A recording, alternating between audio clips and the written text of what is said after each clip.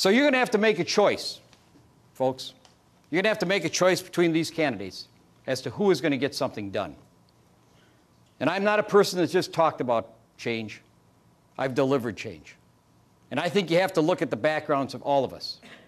And I think the best predictor as to what somebody will do in the United States Senate is what they've done in the past. And so I'm going to share with you a little bit about what I have done. I took on one of the most entrenched and powerful industries in the world, the tobacco industry. And we changed history. They were targeting our children and manipulating the nicotine, and we stopped them. And we're the only state that stopped them.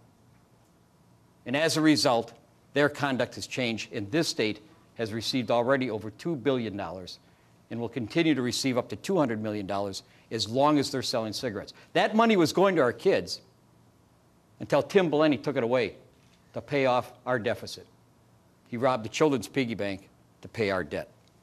Pharmaceutical companies, Jack talked about pharmaceutical companies.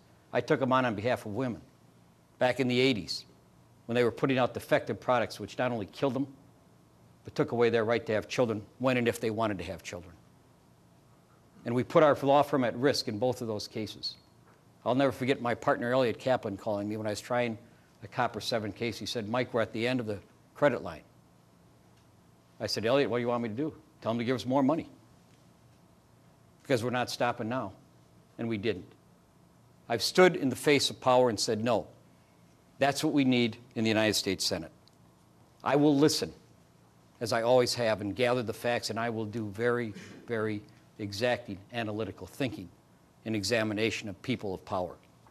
And I'll make a decision. You'll know what that decision will be, and then I will go for it.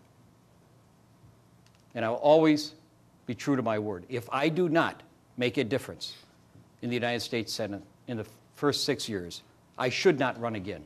I do not accept that we can't make a change in your first term. People say you got to go there to get along and it's got to take a while. Nonsense. We don't have that time, folks, as a nation.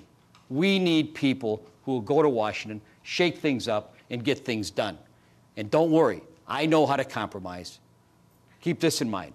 I've had to manage 250 lawyers, 99 senators. It's day at the beach, you know.